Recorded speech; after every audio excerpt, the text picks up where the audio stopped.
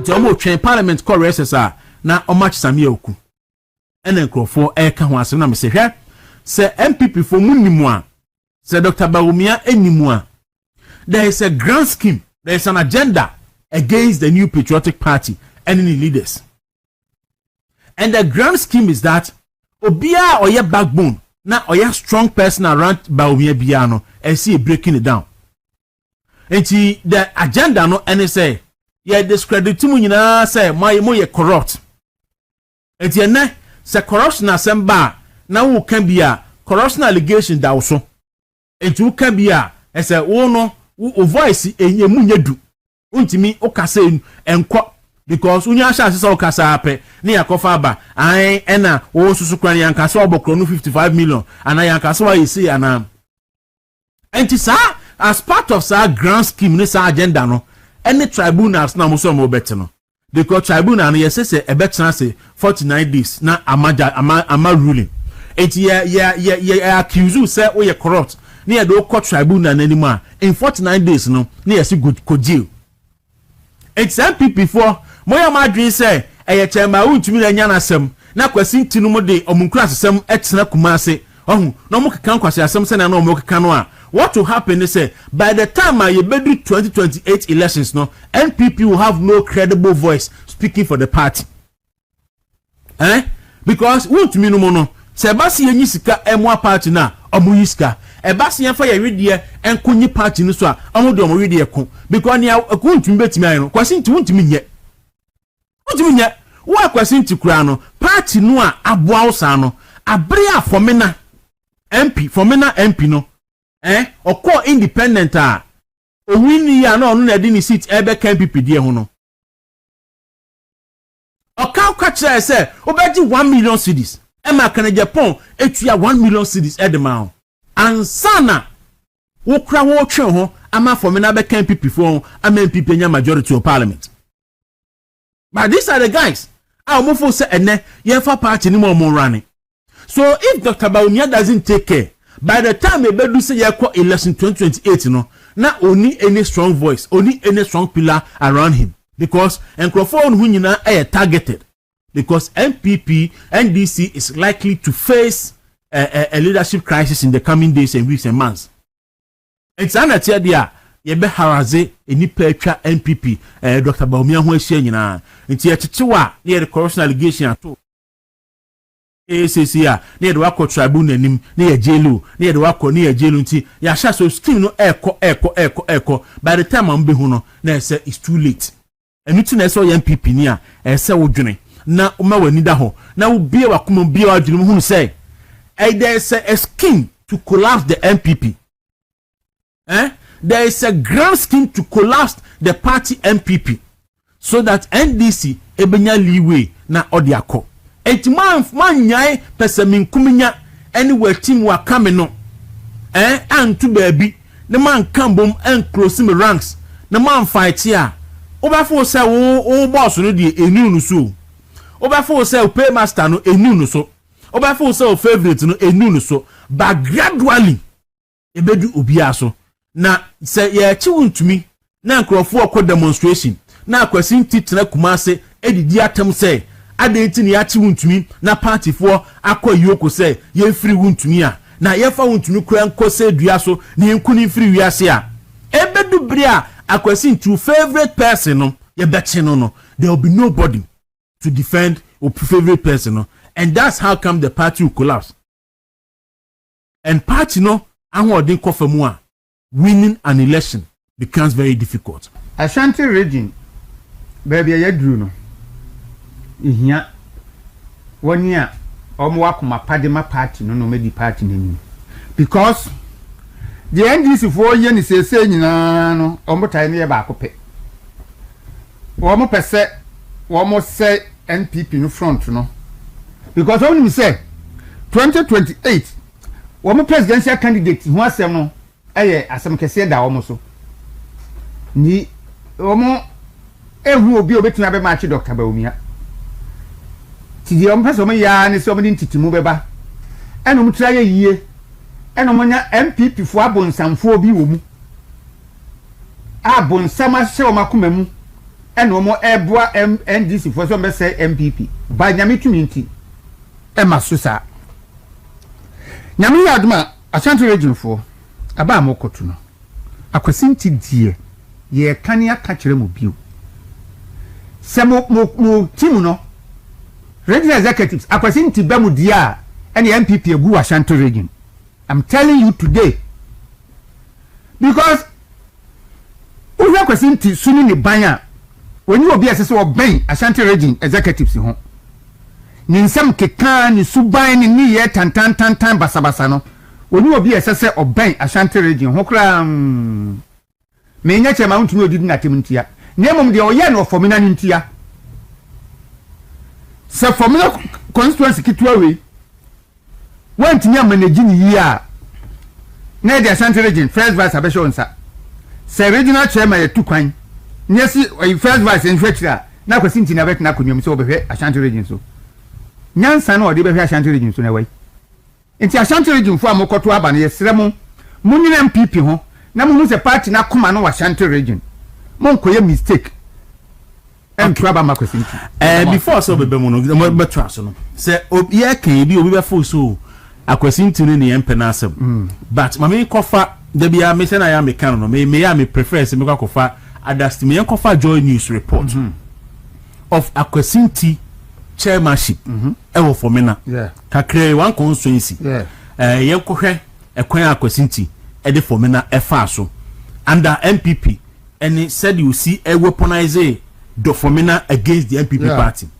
Gideon pacho ma ye konkohwe for me na akwasinti leadership any n'adwuma ewo for me na me wi a onam kana Japan sa asem no kan krofo bebiri adwene ankoso eda ye be ya cheche mantumi ko yuko no o kan sembi na me wi nso a me de sa ensem no soso no ebema Gideon hwe yi so na yenye sa adwuma no sisi a enti for me na under akwasinti's leadership ewa Ashanti region yenko hwemra empani for na jefa awie ne yakwachewa yesi party for nsore party ni be necessary sore me ko just ko je besia akoya adwuma oba na me ko boka se me regional first by na former chairman there wo de hwewa yi ne so behu formina de no na uyi anu wi a na fe yi kwasinti ankasa ne all trans against my untumi tie ko he video ni mra The angry members were seen changing the party colors. The angry members were seen changing the party colors of the NPP at the constituency office to that of the opposition NDC. But what we are trying to do today is just highlighting for everybody to see that whatever we told them 2 weeks ago, if you told me we gave them 1 week, but we gave extra week to wait, maybe they were not prepared, so we gave them another 1 week, making 2 weeks, and we haven't had any reasonable and sensible thing from our general secretary. That is why I always tell them politically illiterate. You have this chunk of people who are supporting your base, and you want to disperse them. They threatened to support the opposition NDC to win the 2024 election due to what they described as unfair treatment by the NPP leadership. I'll go to NDC. National Democratic Congress. I'll go to NDC. I'll do full campaign for NDC. You alone or your entire family? My entire family. I will do the campaign, severe campaign for NDC party. Because the NPP party, they have done nothing to me. Okay. I've suffered a lot. So they're not.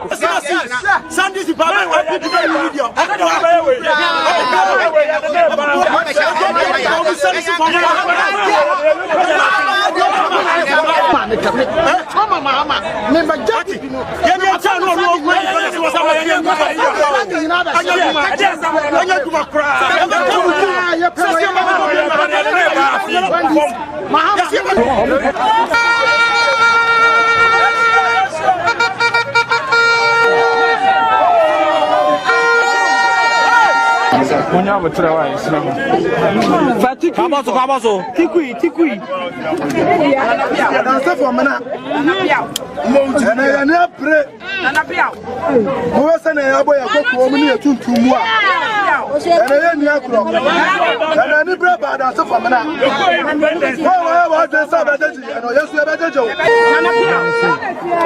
La ya o body line so. I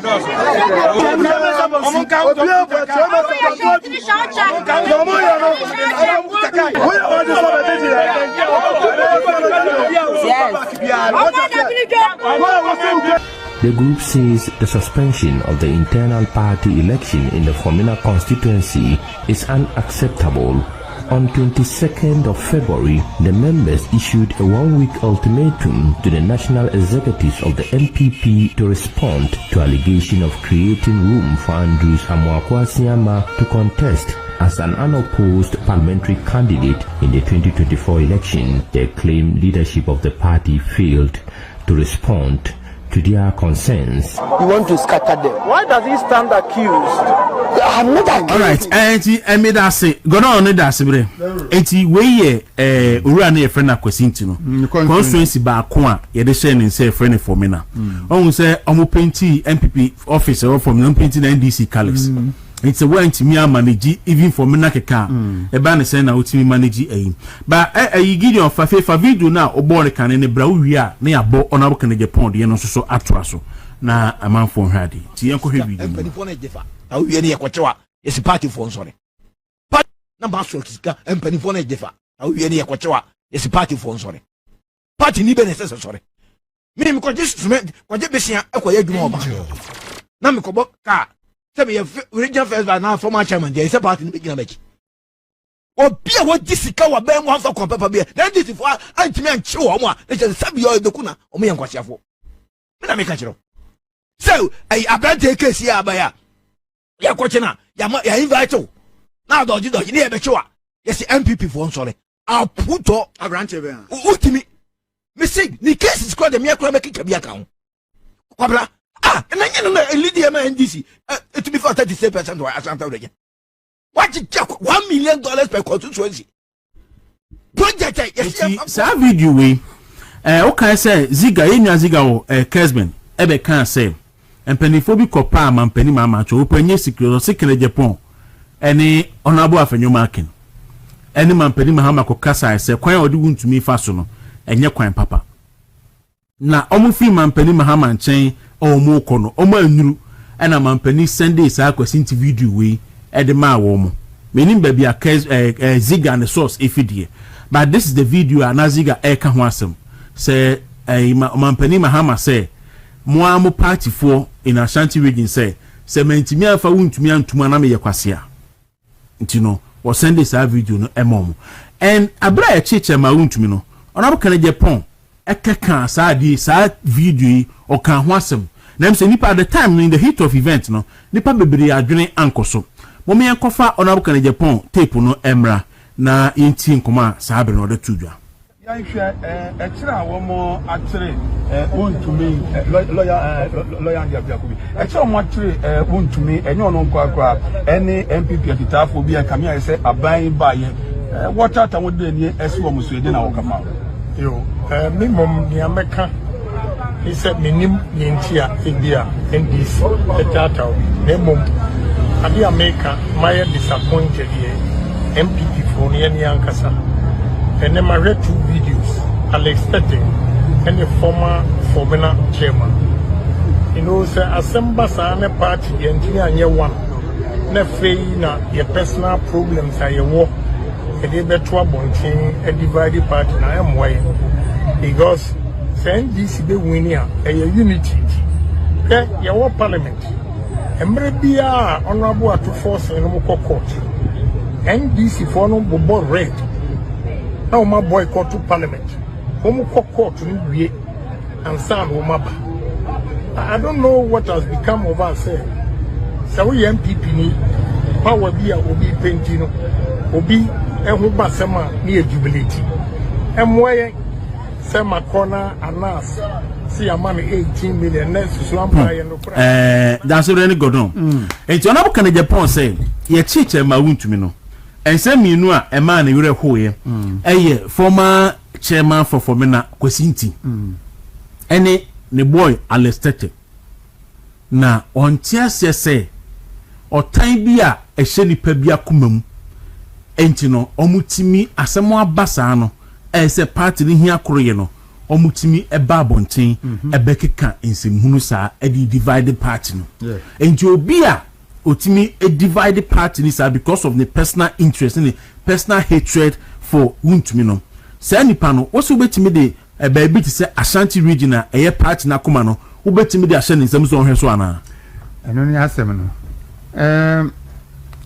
otan de bia na ka say otan ame nipa gimi a ya na ye kan eno no wo ye party ba onu nipa no personal problem nti ade no a aban no yetia nipa no a hu se wo yetia party no nenye bu ntumi no yetia no no eno no wo support to dia na chese wo so wo problem kakra me da bia meka Ghana ha politician bia ye corrupt Ghana ha politician bia obi o ye politics bia o Ghana bia ye corrupt the entire mom ye corrupt ni say yenu no ene amom ye corrupt because demands ya ye dia to omo so no ne bosu mi akatu ya 30,000 no entumi nya no hwe enti obi a oye politics wa ha bia one way or the other no ye corrupt enti say aban bi ba now your politician was so bechi watumu a it is a person yakogina kwaso no so bechi davani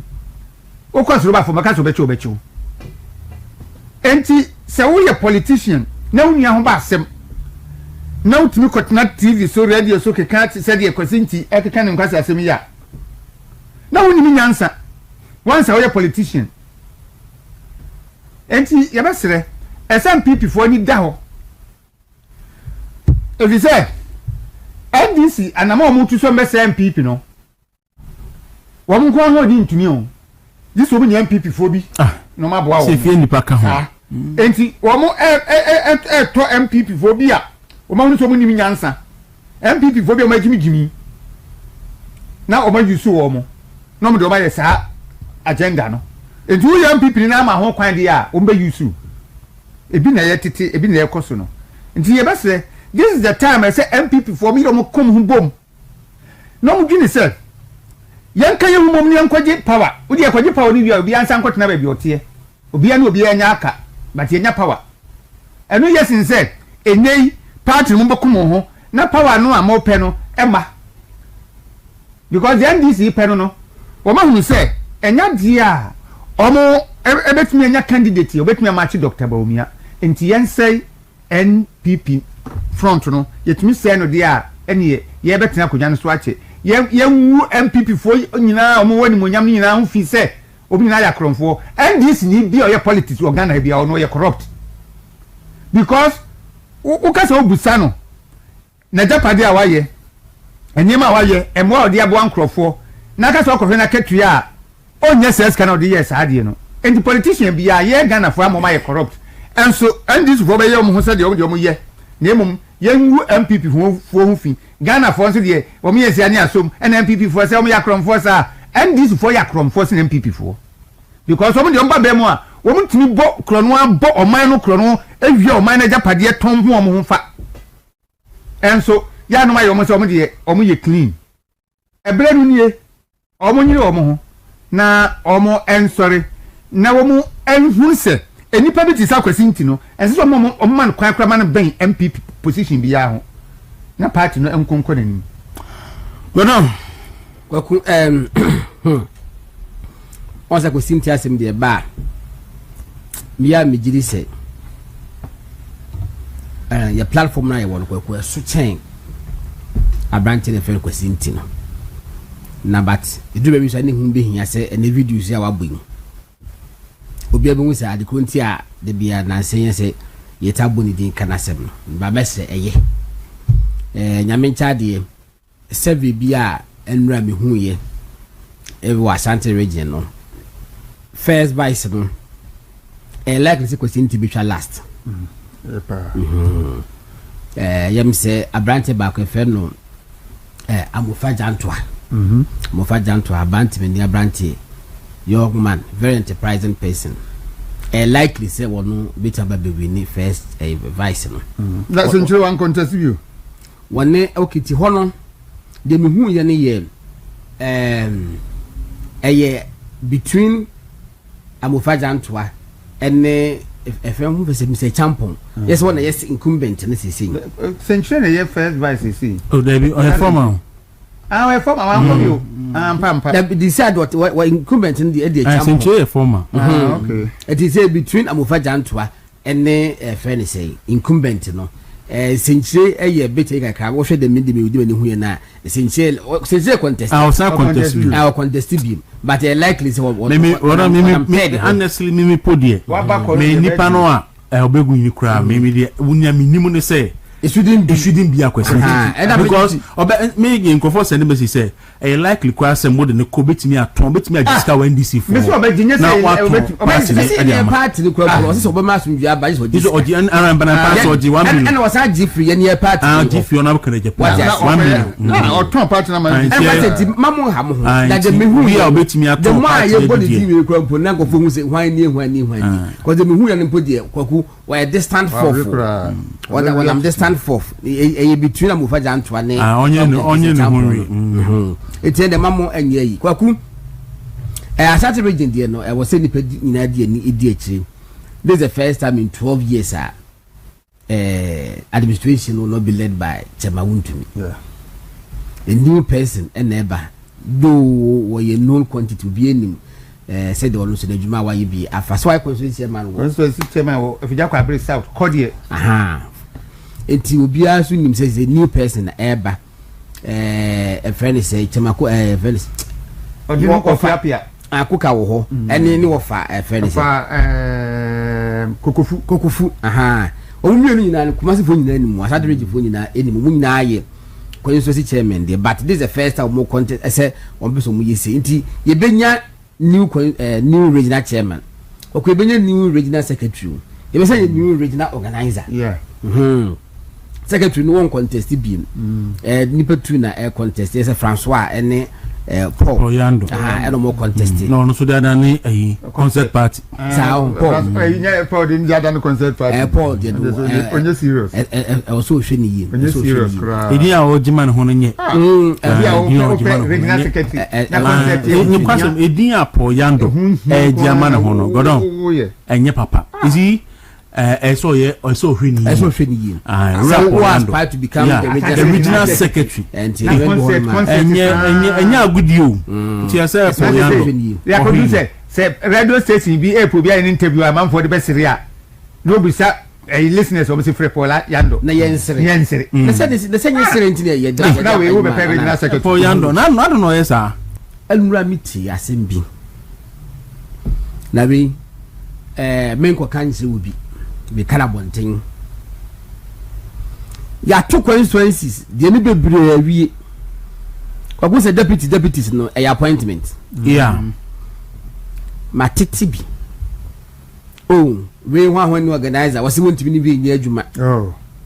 We was want to be ni nya adwuma. We want to be ni nya adwuma. Ye best say de munya yo.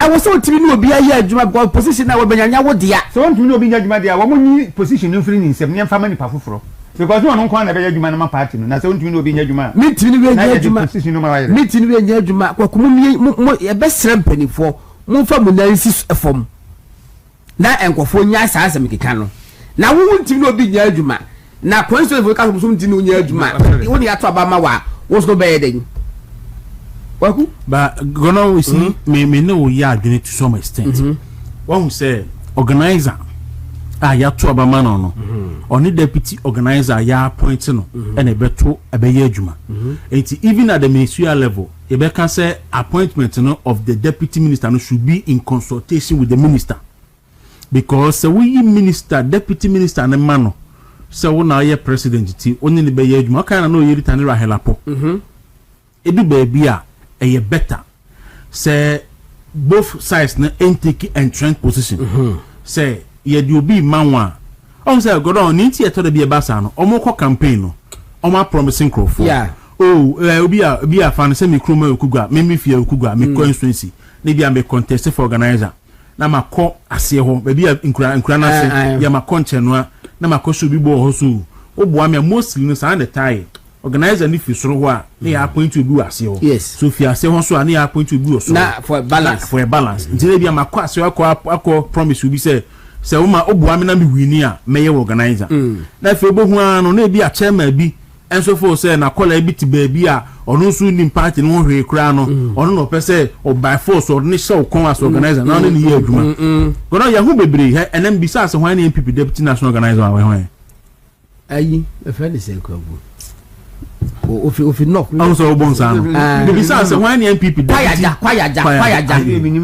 bi sa se hwan ni NPP deputy e bi a national youth organizer say e o ye tumi bo jihad the other person lady no me ni mu no so that say you know edu ba bi a omo ya appointment no so no they should consult omo was positions no omo consult yes now osi so no enyire won sam bebere say chinchina ha say na me go because see go down what the nipa no o force no the nation ko a onye na enya adwuma emfa because on your organizer obey operations no eje so no enye obi a at least on na jele ka kron betimi aye adwuma bom me o constituency ba ko bi eno menya full list ena me ye cross check me o hono kakra waku enkofo de ka che me say deputy si da mo nyina no obi antimi nya adwuma no omo so mo ye incompetent ba no chairman bit baby sa ena o se fo chairman ba ko prendo wono no say when in fact one constituency secretary crown enye consultation go pa o se baby yes on one when the one chairman according to the list that me hu yes omo se sa ankofo nyina wo ntimi wa ko se wura nko na me begu omo so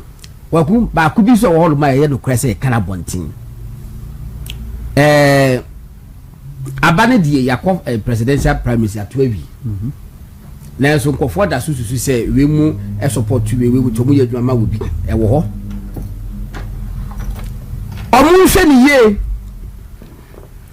constituency bi holo ma ku be kono deputies be ya fa wo mu ero mi hu ni nema bebra bebusa mo na esre constituency ba ku bi nema deputies e fa mu nyina no omu nyina from one camp I see yes omu nyina from one camp na sa nkofo so mo ya na me ye na me ye dwama bi no kwaku edru si ye from deputies no they couldn't influence anything yeah I want to me there is no a deliberate e bibia ni ho so you get everything to the wind and famande de ko what you say it is a morning nam na ma mo se fa obi ma mo na mo fa nya siglet e fa ni se akire dia ana mo ye adwa na mo ye adwa ni ye we no min cheche mi sabato bo ti ase ana pay we raise issue a teacher for is a buzum teacher nya for adwa ni mo saying o ma we school to be teacher for okay entity o ma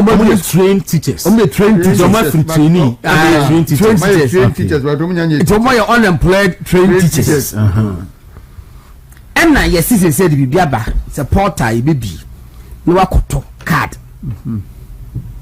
na wa apply kwaku na say police for there by some of 5,000 nipa kwa apply they say 500,000 Ghana for can wasem teacher for kwa apply 40,000 obi ato 25 cedis ebi to miensa ebi to 9 mo pa mo nkɔhwɛ ɛyɛ fɛn sɛ TikTok enu akyi ni enura sɛ ko fo si twɛ gyaadwo ɛwɔ TikTok sɛ ɔma ya nso mo anya kwaku adem sɛ bi nipa sɛ ne yɛ form yɛ sɛ 7,000 sɛ ɛyɛ me ya me video na ayira na ɛyɛ me ya no ne ana ɔmo fa ɔmo de kind recruitment no form na ma ɔmo party fo a dia for various offices no asa bo no hada me ma bo no hada na me ɔmo form ɔmo party office 40,000 na kwa apply ya wonu so offer 7,000 no ade de say wo yes ah kwaku na we kwa ade de say mo kwa apply ne kwa enye joma me na ka say automatic posting ade say automatic posting ade de say wo kwa apply kwaku me mentiasi o say wo be apply because enipa no a available no qualified no omo doors and now open 7,000. Criteria bay now the best select 7,000 out of the 40,000. Yes, school like Mama catches about no automatic a year recruitment. But beyond that, no, say a school say in badges. In batches. It's remember we the year 2000. Maybe 2000, year farmer jumen. We be the year 2001, year farm. 2002, year farm. A friend you say a befriendly pa.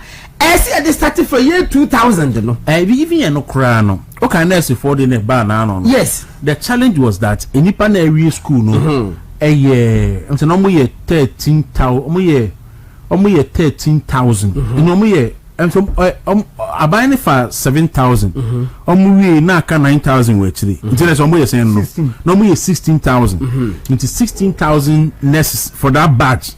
Minui Beniza on badge. I think I'm 2021. Master I'm Mary. But that one, I'm 2021. I will vote. I'm 2021. 2021 for no we 14,000 maybe.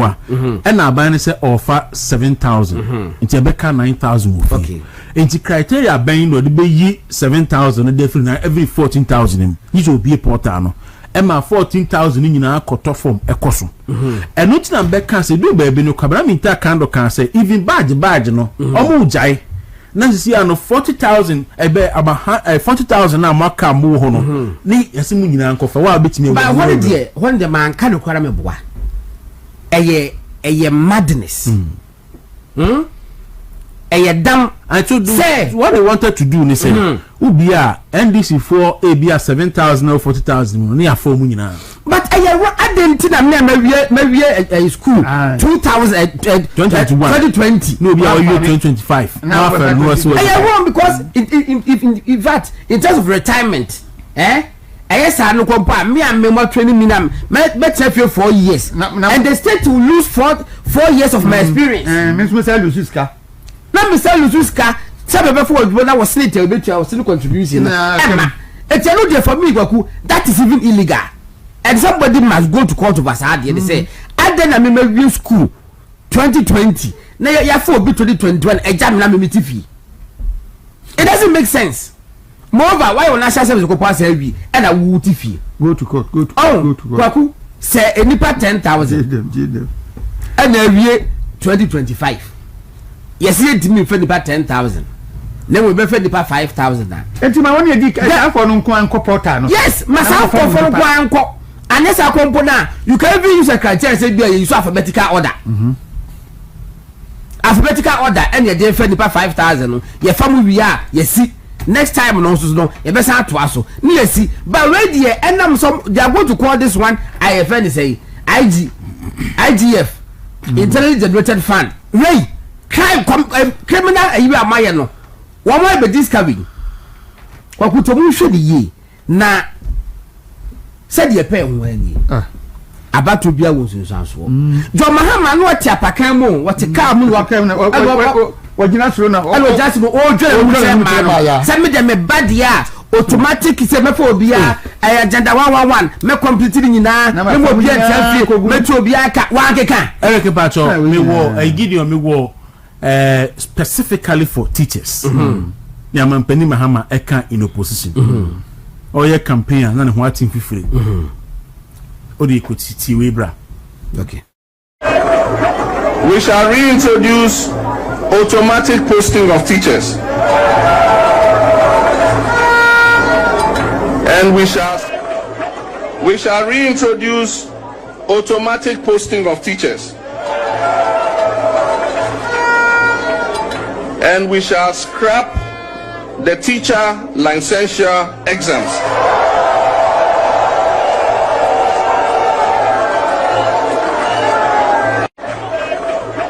We shall reintroduce automatic posting of teachers. So long say Mampeni Mahama. Unim automatic posting for teachers no. The chain say or say oba be mo pe teacher ni bia use school ape ni afu. Now, when automatic posting of teachers, Bissina make us say, the first term one for teacher for Jum, second term minus offer no call 7,000. Made the data not to a Kufuado FR 136,300 teaching and non-teaching staff pre-tertiary. So pre-tertiary we say senior high school and below me into 136,000 averagely every year. They are offer 17,000 for 8 years, and then Mampeni Mahama buy in 2 years. I feel no offer 7,000. When you are for cry no buy offer means you so untuo muka. I don't know untua you go no near tier no. It's specific. I say you know kai. Kwakum, we can say it with emphasis. Say President Mahama was a dishonest person. You must get my cabin, Mr. President Mahama, why a true for. You may take a President Mahama, would you need Diakwaku at your own parent? In fact, last week we will video back or say your ban 9 months per paper will be double track. Okay, the vice president kind. Last week movie no. Say put the double track no. So 2029. Which means what to mean 2029. From Mahama will no longer be the president. Let's just say what break is our promise. When me no okay, what's it say?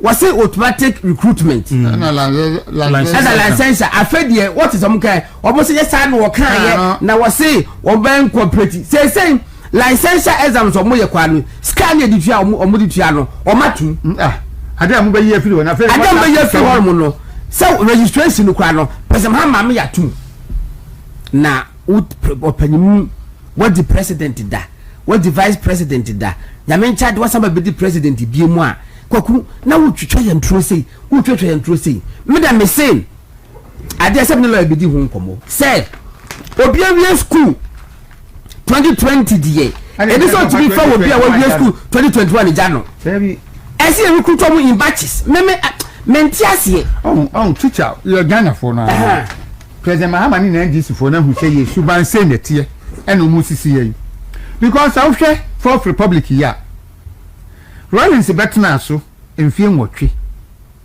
ye hu do ye ma Ghana teacher for any nurse for President Kufo ba ye no woni omo a nurse for ni teacher for wa mo say ukra kai kra ba ukoyi na duty fee ni nyama nyama bi wodi nyama bebre ba ya ebo teacher for kama and wodi call ma Professor Messi ba ye Professor Messi ni nyama ma ba ye a teacher for say no be ye mo na na do ba ye and o sabe ma teacher for ni nurse for so musu di yi when na mo nkai na mutumi ko gina ho na wa oh god ala wale de ya je abanu de ye to mamo oh se nyanyame a na ga be ka se wo musu no ma wi ana e bo wo mo no because yesu kra na o ne boy ye no o sa kwatafo du e yare no no expect so ma be dana se enti de na do be ye ma mu nyina ni Dr. Bawumia be ye ma mu nyina no Ghana teacher for ansom wani na mo keka de mo pe ene woni a President Mahama fawo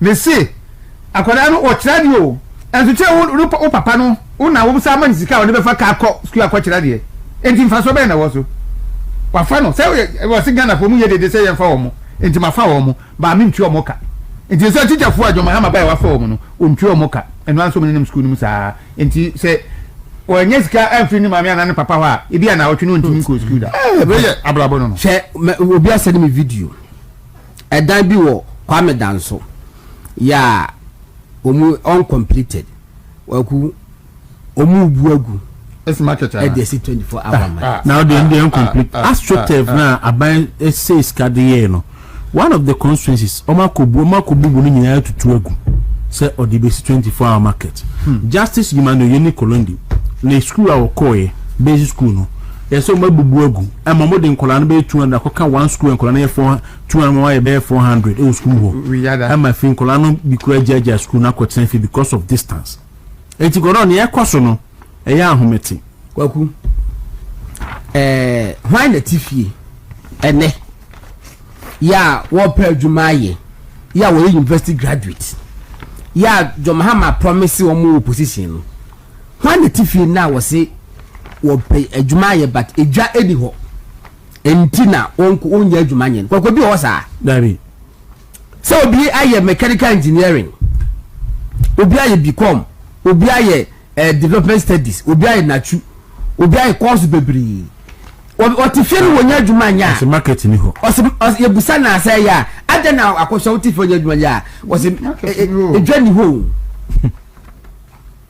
mechanical engineer no was say a journey wanted 1 year to money kwaku me di ade medwe ho amentiase and for me a brought on our conscience say you never to matinase ama jomahama ene nkofa do mo ye kwaku mentiase what promise man tell them maba wa say oba be 24-hour economy na adwuma ba ko edipa miensa ne beye no be run shift e man tell them maba wa do mo ayi anyina e wo mu anyina ahye wo mu what ba be president afọ be president da was American chemu adwuma na mutifa mu nyanye no say edwa de ni hu nta mu nya adwuma ne nye koku medwu wa mentiase amen atiase na president Muhammad Tibika che say agenda 111 111 na Akufo-Addo anwene hu ye ese ko sidi maako yi so be kan 111 nyina abom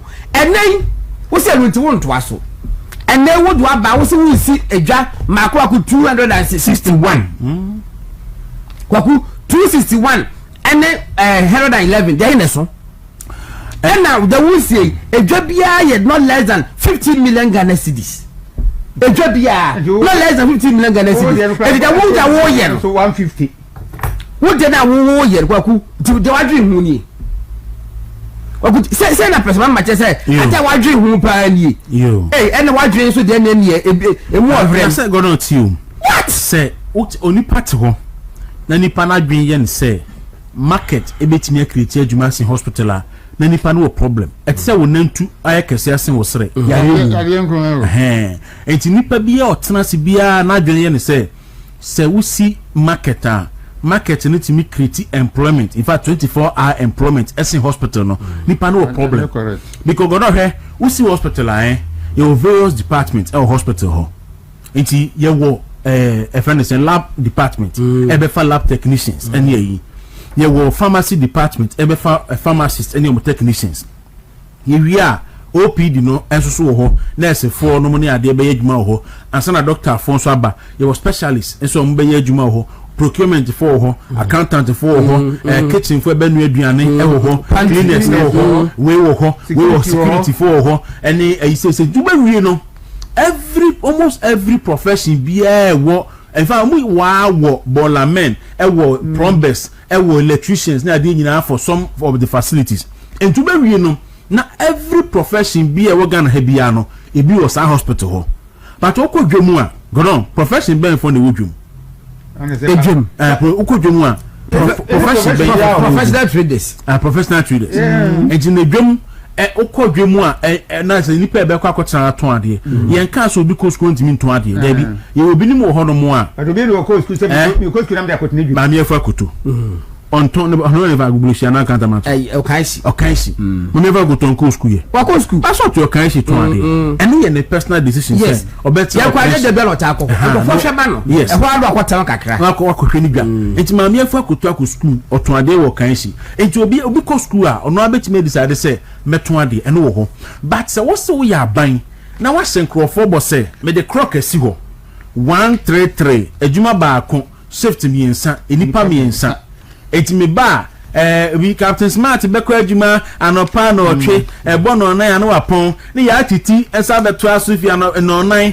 na wapon anadwo na samija mfi sa beto aso akosi anopa eno ne adwuma a wo se Ghana fobo sa adwuma ne yanyan dwum wase well paid jobs job decent and well paid jobs yes what I say you see say yes decent well paid jobs enti sa esi fufu akonta ebunu wadrum enti sa adwuma no akonta ne yemu dwum enti obi a na dwene ye ne say obeja hospital asi wo hwe Eastern Regional Hospital hebe bia du na Akufo-Addo 450 bed hospital first phase ni 230 beds enene ko hebe bia du edu be 70% completion your mama buy you just one fan in Sankan. Can you imagine 230 bed hospital enipa betimi afom adwumam e wo Ghana ha anya sanketwa enipa betimi afom adwumam ene obi hospital bia so nipa type e adwuma ho bia no 24 hours so mo ye shift na ye wie kwampo na e fe ne sei omo be bie cafeteria ne lab labs ne pharmacy ne se ni anyina no hwenwum e be kriti we jagu ho amene agata market o si o si 24-hour economic market wo ese wo twene ho wan so anu mu power no beto pani na aka so mu ade na kwa ade fa cha me etisisi awokodwem ukokumase dwem emeya omoto ntoma ne maneme kwaku obia ne Bellevue University bia pa kwa chia ne se yese obana akwakoye course papa bi university no manentwen manentrafie adwuma be badwa be na eba wose ye kwakosi crowfrom 24-hour market crowfrom obobusa se pa kwa boda mu ana because ko pedwa dia e ko run be hotel na wotontoma no ko ma ne bana akwakoye pharmacy no aba beta be ye we dey maminka so openi ba ko ne se ne ba Eko University akoya first first semester na obai ena ofrend ban so omra ne tena se okoya te sen ade chere CCC no ye anu san se aha na ayi ben na wo so no so osua economics no say na economics no eti sen ase chere sen den na moye no so eti say pepeye so so no usua obey pepe skana obey pepe o say urade akoye ekume obeni kwesi asemesi o tide echi o ye pepe si obi ekrum ka ti pepe na obezo usua ni o say ka go challenge ko sa agenda wa hospital o de wuwie ya ba kefa workers 100 kura one batch 3 batches nya 300 no kambo manya 33000 unti fa ni pata 3,000 woni e be kwa continent na kwancha to nso ni nuane e wo ho nso nya nipa bebre waja na to so o na wo nyansa ni se ubesi market nyansa be die Kumasi kegeti ama nyansa bi ni one of the modern market of Africa atomo 24 hours ana dabi kegeti market kegeti no nsia no obi ekọ pato esikrom enya modern market pato kegeti afomo 24 hours me say no Kaneshi market no be ebobo niema but only 24 hours. Dabi. And today the man ye mampani mahama say. Obi wo achirinsu a. Obey 24-hour market. Achirinsu atepa. Aye. And then the mampani mahama say obi wo boko.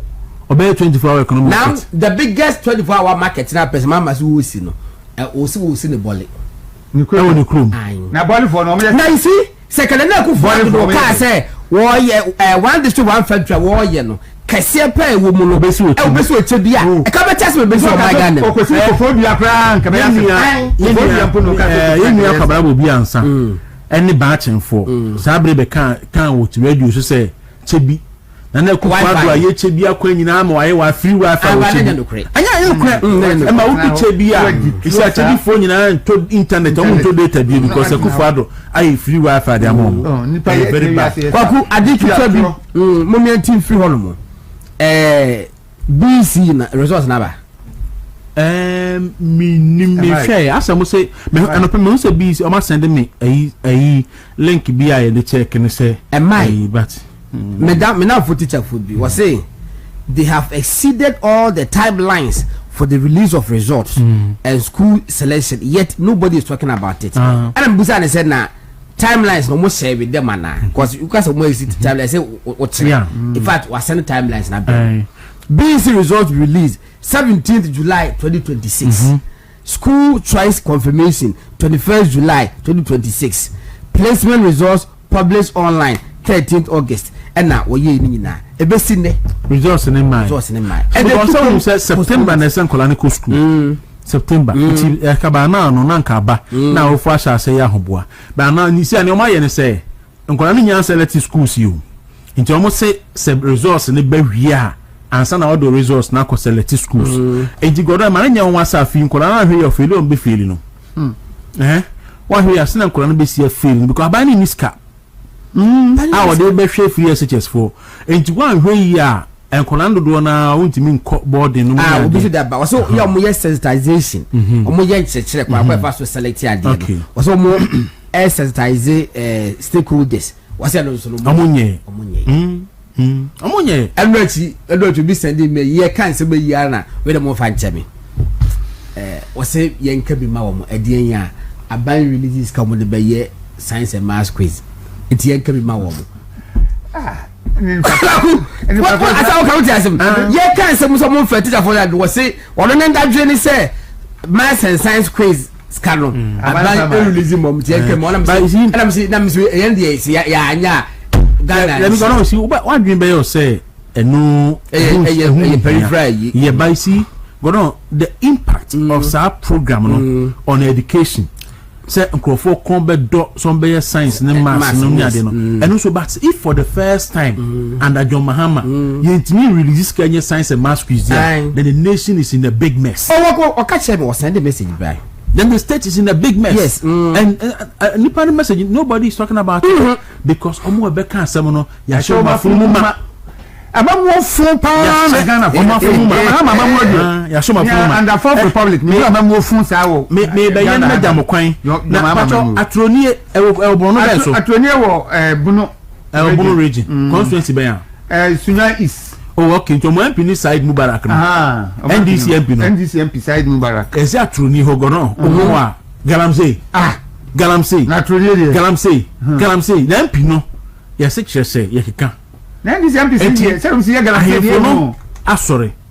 Na ne edo mu ne senanse ahemfu no nyina sore mumuru nua no a se atroni enne MP no ne ne nkrofo se de o masidi mu wa Galamsey mu no ehu o na wa hu ba akodo abati sakode no yeah hono sa hono ye afo no south east Abesua forest na ye fa nko atroni eyimpacho cheke wayi ni so na ye nko atroni ni ye hwe ahemfu no ense mo kan de fra Galamsey ho ye ba ye beto aso nyanko hwemra ya fra umfa ampi ya fra umfa na baba be campaign 2 years is just at the corner baba be campaign okroma bi mana and si ni be si kro be campaign bi wo ba ti okroma ha mo ba nya ma na ba sele de bom ho ba dan sure ye kan ye fra na amoma bran ni nsase nya twa ho ahia kobota no mo ntotoro so be boso miensa ene ne nan mu nie ena nkofo bia be hye gyengyene ye ka gyengyene a nya brekum gyengyene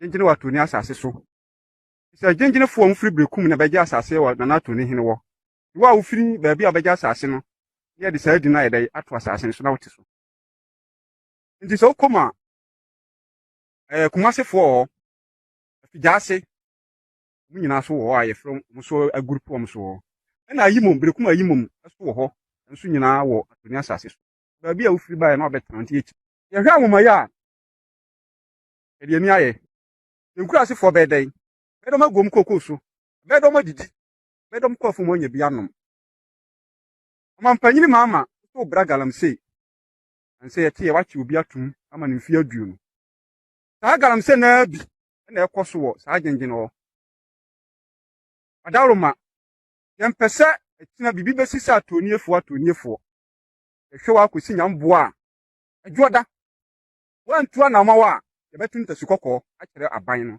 isa aban adwuma yefo no ebi ewom regional minister aboni yabono wama MP wama police panyini wama wani yemfa nkobo asew no apim su bia ese no e ma anya de a efiri na nkosi dwara de ekwan nyina be broko no na mbo kuye nyina wa ha ekwan ye kwaka ase be broko no ekosunya ye be broko no na monka ma sojafo ne ma policefo ye ready be twa mo efiri na de kuro no mantua na ma mansuo we ni ante anka asem papa bi ankire ama ye nkura asefo na anya ye hawa ye ha ye wura ye wi se na mpoisem da ko to so mienu ensa ben ne kura sa Galamsey nim NDC fo ensa ben ne kura Galamsey nim regional minister ensa ben ne kura Galamsey nim police panyin ensa ben MP ensa ben akwose se tutrafo ezem kura asefo ni bi entimi ntere kura ho o kan si ebekum am ya trati ni pan bi am ya case police panyin an kan ho hwe be pem ne apem fo na wo ba wa akra na ba ku no ne nsa ba ku no nam Galamsey chemicals ya gu nsu emu nti adawma ne ko si dwada aban na nka bibi regional minister ntua na maw police panyin na ya ba ye na o ka se busum ni mukuro mu no na ya ka kire ne se panyin bia wa gisa Galamsey sika nu bia no obefe adwuma taade na hye no ne yire ntimi nwuro ne man ntimi nwuro afi so o se nko badua si wa gisika nu bia bebo ne dua police panyin o kan sa kire yen wo shampaboa wo de be wo hye na dakam mawo wo na abo am kurasefo wo na abo kura hu ban wadawma galamsey na kwaso no amfi na nkosi kina no wawuo mpia ho piram pia ho amfidie ni nsɛn obi a wagye sika bia wagu anim ase oba tan wagu anim ase no fina no wali na busua obi sika no bakɔ no busua no bia di wada wo ma ari police man nyina sika no bia fina no regional minister sika bia fina no bia na sika bia fina no national guitar bia gena fina no ampi no wagye bia fina no yɛnu so betima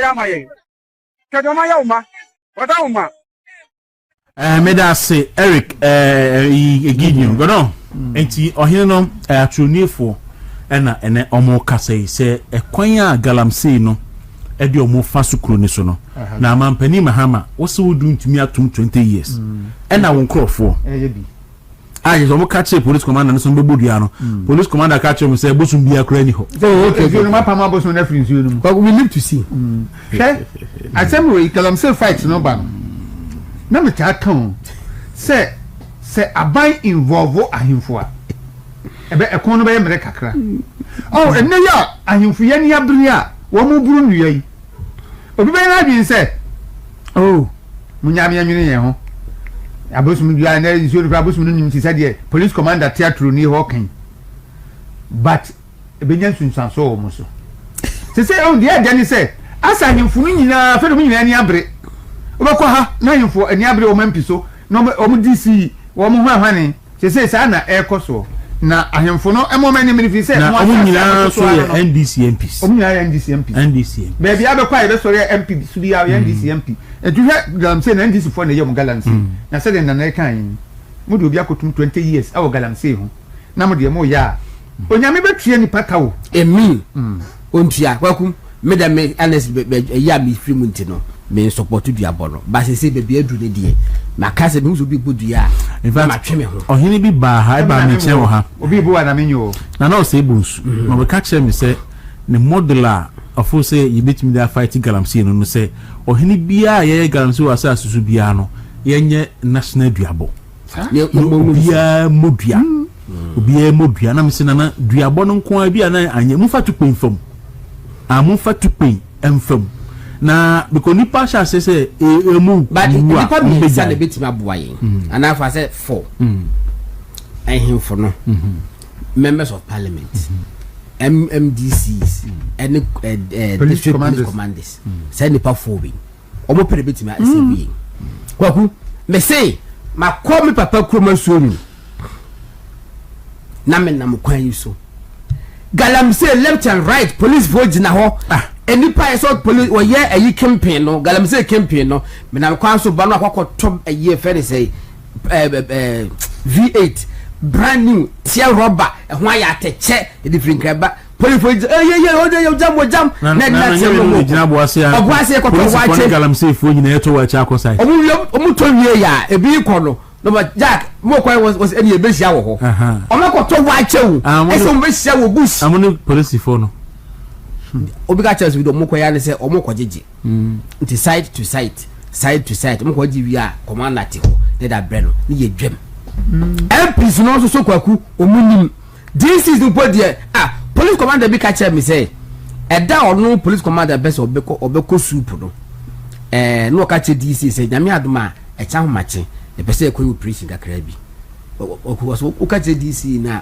amache obeko no obi ani one day was with the bonka onu ambe kokko ya nkofo le goal ma kwaku eche enya senketwa eche factory na ebuakwa south so no mu MCB e friend pataku and the kufad onu so ka chere police commander no mbeko no obi ani wow baby anui ai baby o ha police fo no omumobo ewo galamsey fo no ho ndi wo nko site no makoji ska no week no so ya break day na ma wa ya ko ma account mi bra echi gu ho na nye na me ba me ra ho na me tie wo ye national security deputy operations national security office of the president and osan ye national officer for their party me bo ye me nua be ma Mustafa Bandi na asemi ba me ra ho pa ba me ra ho sa no pay da sina no pay ensema me de maso ate se me tie me nua be ma ni yia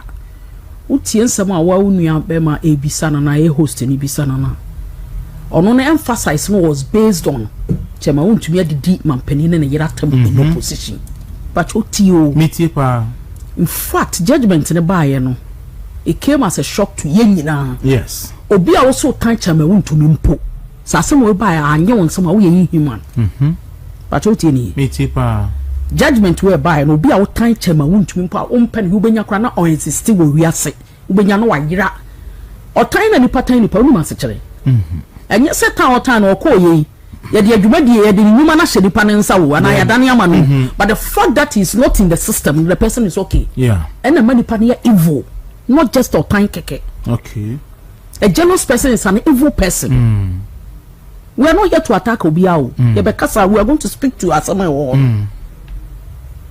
it's a judgment na ba ye mu bi eje yensam eje obi bia ansam sabi no maka opposition say chema wontumi dia baye de me amenu aba makwasi wache oh eno na ye ne birthday belated happy birthday to your national organizer or say ba first vice chair so tie Mustafa Bandia chia omo chairman no enye bibi a waye o his emphasis was on say chairman didi mampani ne yiratam na mesrewa di video ne fama producer no mo tape we okay so brief men kasakura no mo ne yenhwade ni wie no ma ba fie nyina kuguma enya de bi ye chi asem but adanse nti se didie mu adanse men pese metu mira minti nchiresi okay me chira wade kakra enra won minu aketo ya wo wayi ho ye wayi na ba bia na ayi wo no Kofi Japan wo na ho ye wayi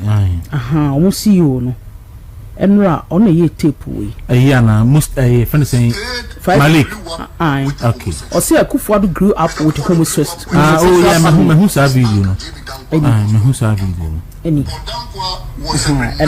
enona me you o me phone see all these things were said by opposition party members when they were in opposition now they've all occupied various positions ewa aban mu enti me nso metimi aka say question o new statement metimi aka say atemdidi a ye melting on Nanado and his excellency Dr. Mahmoud Bawumia sabre no ene mo munya positions ya na because atemdidi dia dewo kwa ku sani atemdidi dia nko nyina agum se Mustafa company na mu kredem wokotena microphone achi na uni asem bia kan see invite you can actually tell them say unye interested in the discussion but uti catch them say unye interested in the discussion rather than going there to contradict yourself mama judgment and honestly judgment we buy no me I felt say bia said you omokeka kan say wa ye galamse no wa ye say na chire kura na me hu say sente sa o but yeso ability adwuma no dia ma obi na de wo mpacho in fact we put the enya subletting on say to say oye Macy oye contractor obehia Macy ya ma contract na odi asemina chef for odi ba di adwuma na ma for ma chef for ma monye na munkotu foundation e wasase so mame woni o labor for na o hwa no bia be ka cho say for ma no Ay3hu galamsey e wasase ne so na enu nti yakwa akochire ne ednako na waka kire court ne say eye wo contractor no e na odi adwuma no ma ne say onkotu galamsey na onfantua ya ba chama nya 20 years ai onfantua foundation ne bika asem na ani etiche ma wuntumi say akwa ne be hu ne say amara na omadutu wona galamsey for na tutu wona sa so obeso reclaim no reclaim assassin no di dua kubi na kubi ne bo mache acha ma so why not sa no eda ho na assassin class aye fertile e no de ma no enti ye kwache nkrofo bi so moye galamsey ho ye bi so mo no se Henry Okum no a chema de adwuma no se ko ni dim Henry Okum ne ma how many years ono so no aban ye chi omo no e na aban se wuntumi ne yehia no enti bra why ya chi wo no na bedi adanse ti said the manager na koye no sa kwa no we akuyo komode no ho so yen kan wie enti no ne aba ne se sa na ti ka se koto asase ne so ye ko hwie mu na wo Henry Okum ne dim etu a ne wasase ne so na wo Henry Okum ne dim bibi ye kwachi bia wo ne dim enti that it has no business with chairman but the only problem is asase ne chairman ya asase ne chairman ya and we are never say o man bi o na mo se ko na koye adwuma e wo so ɛna nipa no adwuma na ɔso yɔnkɔ yɛ no ɛna ama no 20 years sɛnea obi sɛ kotu foundation a wodi tu galamsey Matias me that's it for the explanation ni etifo nyina but you need him judgment no your constitution e bi wo ma yɛ ma 50 years wo e bi na sa yi ma bafuboni ema and yes so no ko ba wo suro so ba be di na so anti bi wo ho sa yeah ɛne nkɔfo wa asɛmbɔ no po ebi wo woni bi tia me kasa nkɔfo wa asɛmbɔ no pa nkasa woni sa 1.5 years a day anim ayɛ bɛbɛ sɛ yɛ wa ha yes ɛna mampani ɔte akonwa so ani diem ebi obi am mana chia no pai ebe ka kire so ɔno ankasa na nkɔfo tu galamsey mpacha wa ha o enya chia asɛm ye me fa ho mfa hi we yi ko ye no be fa ya na hwan ya ɔno ne kan mate rere obi bi a working prison na e bi a de be fa ye wutie ɔno na be ka kire yi o sɛ de nkɔfo no dodo na ye galamsey ko Erastus don ko page na ko hwade uni Erastus don ya minimum pa ko ni page ye ni na Erastus be ka kire sɛ nkɔfo ye galamsey no ono kwa no body say be a region we constituency we chairman e wa ban mu na nkofo na etu ba bi okra ma soldier for beto mo woni enya sa yes eti ye ni ha e na ye de miaminu aba mi de ni chiwi na eturu sa wo Ashanti region oye deputy regional minister da waye national officer wendi everyone say ya mi Joseph ya mi me ka so mu aba mi si ye nua bi okay woni ba ko bi ye so mo ye galamsey ese enhwe o mu nse oni ayi abanga woni abanka yen ye de na twin brother no ne ese enhwe o mu nse mu omo de na kosi sei yenka omo do mo aba mu tie enyo omo hwe na wonim ade we na asi ne no eye ka ti o eye nkomo mo ni ye di o enyo mo nko a win MP na himfo twa na su so oye galamsey woni matroni woni sunyani atroni ano pe kom video no so maba ana papa ni kita adwene no ahafo no south east e won so DC ni MP nyina so mo so da bia mo ko bo nine months for no hwidie mu ho no se ho nyina ye ahafo no south east okay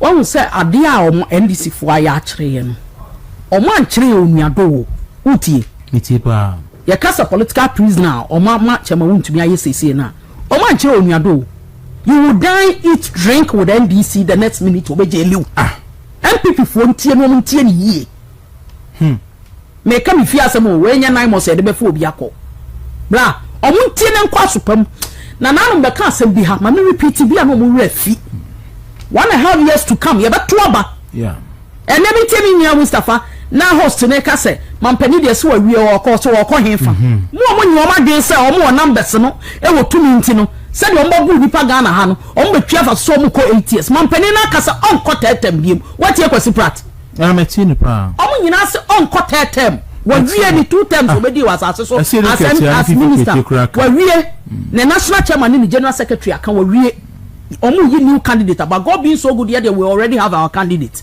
for the past best 6 months ye candidate dada but outie yes it is NDC ni bitena no de mpamra me comment section me chocho ne ma mpe NDC ni bitena na ni tirim eye ne de na ni tirim dodo no so omo tena so mfie nwotwe eti di omo pe na omo ba ya me ba che wo nipa na constitution omo chiro ye nipa so da be kire na adwene nanu mo ho obi afra me firi kuma sesantas ba bi ebubu no ye ni first roko TV akabi maye adaya azuba ebubu ya adanya go ebubu ba bi didi agu nam so obabubu no kire se me nto aba so mfa so no oti enye se ye me de se obi anu aduane bon na mo so mfa so no yes abatu nsusu aso nanu amade the social contract that the NDC have with us no omo for feeling yo nanu sister amade kuba ha ena o ma obi fi circle sinu ye bi wo circle ye fun ho adwuma yi ebi ba ya oba wo su adwuma na kofam sa na o su obo se ayi for game boys na mo tete o mu kranti dia se adwuma na kra ena me ka je se mo mudodo na wo circle ye beto aba ye ba ho no mo a na mudi atem mo se ye mo nto aba me kai na mudi atem wa do obi asika nyara obi asika nche obi aboto yes bi ayi odora iso situ no ye koye obi live program free o ye nto aba ena nto aba ena nto aba wọ́n sá wá tó hun nazo asema me kebra wanti me si social contract aban we ni o my Ghana won mo mfo feel you wo de wo chi ni pagum na ko bia nwuma e na wo support and line session o mo ma wo actual line session exam so mo ba ko feel no wo so bia to aso mienu ade ni close wo bia ba ko bia betua 75 Ghana wo ko black up no so a o mo ka wo 75 Ghana tu bia mienu a say 150 mboa ana say 150 right wa wo tua 150 ni wi a o ko bia third one yes why is still time NDC for omugu black up no so TikTok omusu by ya breso no on be catch the opposition say omunim die nti obi akọ training college awie no also sabetrol and session exams so we can say free SHS or ebe collapse. Yes. So almost we the free 2027 echo 2029 double track sorry echo 2029 but na na be anye na too far the promise and say anka by 2027 no obe double track. Yes, will be okay. And a man penny Mahama share boy in opposition say oba first year now double track will be over. Double track will be over. And you maybe we if you also repeat 2027 and not the court 2029. So what it means they say and then 4 years now. The air cost one double track into one be can say Ghana for short name. Yeah. On say near my cost ye chinipa see a chinipa kotum keke. Nkrofo nyuma baby omudidi baby omunyo no aduane ye se no without any source of way say aha ne yesi de ama mo nkotena hada koton wade aha ne yesi de ama wana say dwuma we na aban na bie se ne no maban no ase mfidi ase obibi ade ya dwuma akwa ha ubenya dwuma ne bia ye sa social contract no mo ne o man Ghana ye san ye no ebi sani ho but o tie me ebi sani ho ani die misre bisa se Mustafa Bandi eti radio so a waye ne ho kasa mampen chema wuntumi adidi mampani ne yiratam enti na bia ma yede na kotomu a nani age a ode o sebone ani gie kan oto say we are friends in NPP who are even happy that ya jeli chema wuntumi na wo so we NPP ni the whole biggest regional chairman akwa kotum na o tena se bose tie o tena se bose e friend NDC ni em wani je ya chena kotum ya ka se yede ne betum no yede na tum na NPP ni a aduane a wanu ma adidie na beto. With due respect, I do not intend to disrespect Obi Anope. But so NPP ni, you say train can kasa want to for me fanko. Any train can kasa want to for me we me fanko dio. It is all NPP ni na tena ho. Na na so ani age wo bo say ye de chema huntu yakotum 20 years. Say bo kwa so beba. Yeah. Enya politics ni ye de na tum. Anamboa. Eno aba wo transport to the kingdom come. No bi anim. Say yesu bo adoma cleanse ye kwa heaven. Sara na aba we begu. Aba we say ye da obeko. Aka we na abia so obeko. Yes. It is any panoba chama huntumi obetimi ahwe nanim. And you see sir otan hunu ya tanipa just like that. Now ha NDC bi bia fe jeli no. Oh jeni asemi de eye ya pa wona say sa na mo nso de ne be ya. So wo so be di mi hu fe wo say ye wo de. Say January na wo fe mi. Jam say de. Me so o jam asene. And they should remember makasa asem ma me repeat biem. Say power changing ne which I know say inshallah by the grace of God nyame be pagya ne nsa. Na ya nyam pipini na wakọ utie wakọ mampani ho na wakọ swami former swami MP kura desempo they are chief of staff ni akọ chairman sabonso ni abefre Jennifer ni akọ we ho ni aba party national chairman ho ni aba general secretary ni aba we ho say ya pa chaw me ba ne be atwempana tie me ba ne be ware menen ne ko school menen ne tena classroom NPP for mutia ni menen ne tena Chicago yentie sasa menen ne tena Chicago menen ne ko Ohio menen ne ko university beka brofo akese kire nobody there so ba be po bi achew see am fanche so yes sir boys no dem sabe kekan oh there be so ko kana sa wo trete on ba be sra no ya be bisa se de on ho te utie wo fie on ba be sra no ba bisa se wo pom te se wo ho ye sa de na wa ye no nko anti me see NDC ni wanum cap wanum bi won sa de aduanu twafufuo no otwa ofu the next minute no do kotum and people are happy man can show MP back ayi bi oti ya no tonight and o say o say that room is honorable o so nim ni e koso me say there bi o say omwa ben people wa ben mu na dafia makpo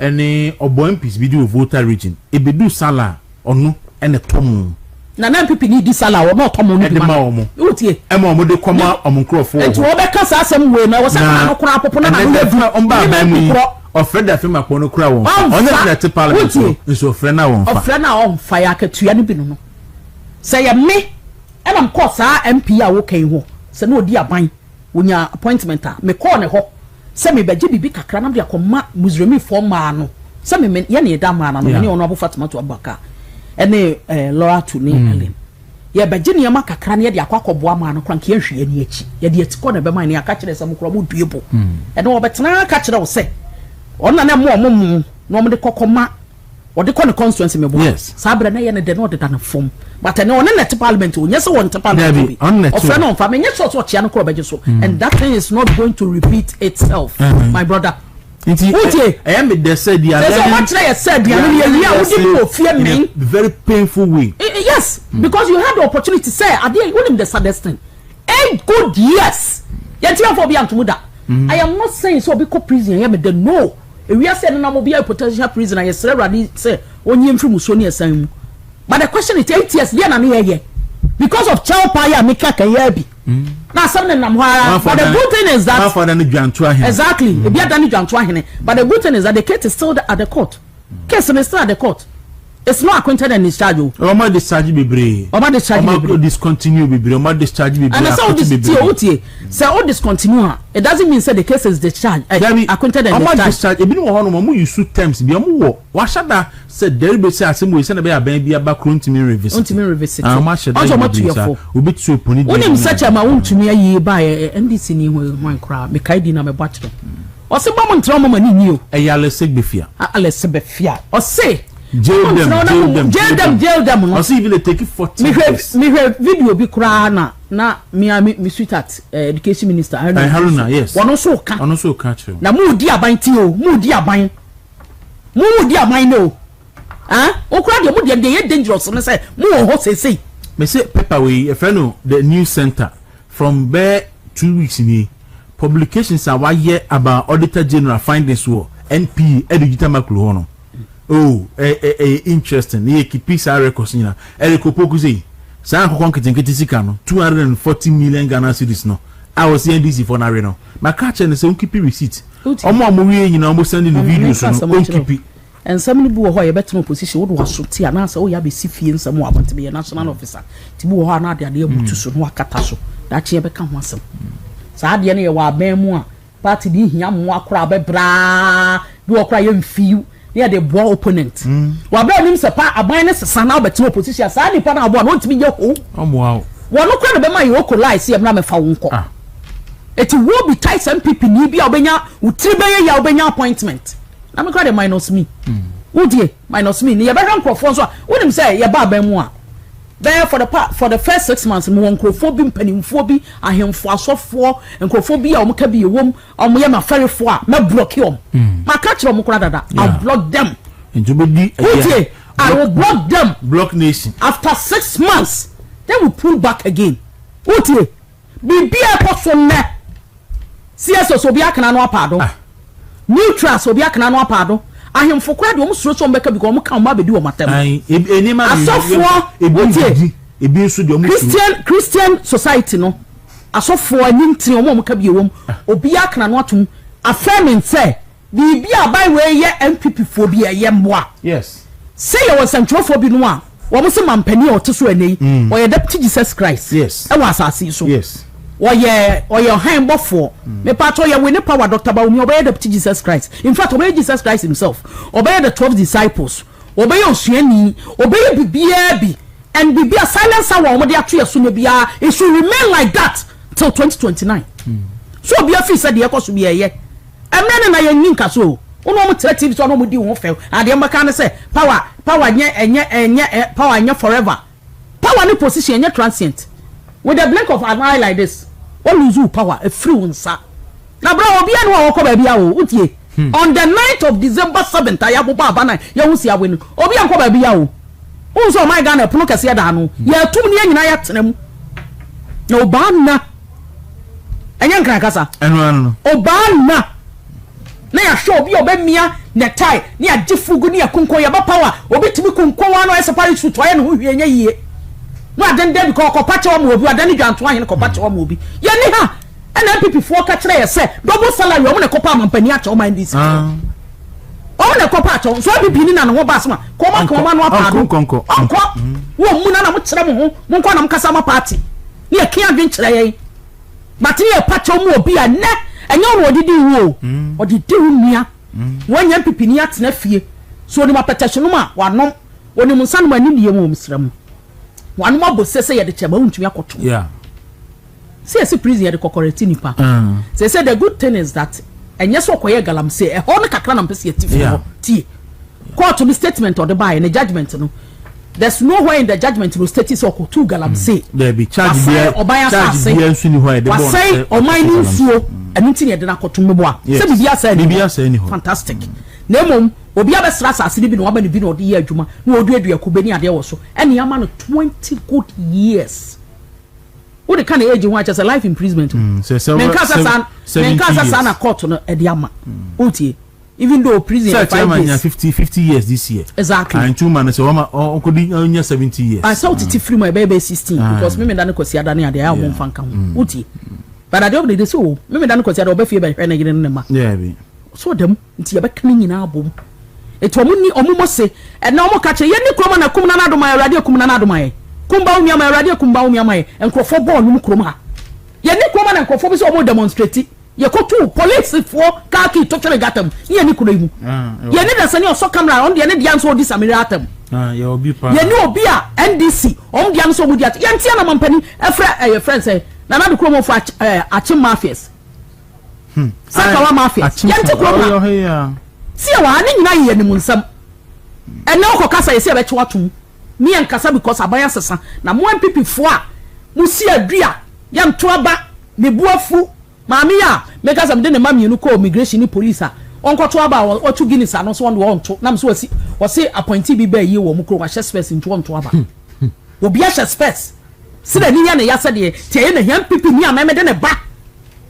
ko immigration any police so won to aba ne buafu ya nto aba na sunsun sanso ni na asema mo asema ya bi samo na ban sese ya obeka kira mso oba obeye no kafro bra o ka so obeye no oba no waye asenof ankameya bomami bi ho ne ba ko free SHS awie ama ne ba no so pe eyi ne ba ne ko university no so pe scholarship den na ama no se den ya MI tina ma mi gina polling station pamunko for say omunko to aba ema NPP no ba na opamo nti me pato na me say NPP no ba opamo na ban we ba no omufufuo de de aponchi mu how ungrateful can you be? Yes, you will be ungrateful. Abana shoba akofie ba ye no NPP fo no adodo na so omo ano mo Ghana ha na efi so omo tito wasas no e be ye o time a omo da bia me come say I don't know if Nanado and the New Patriotic Party will offended some people.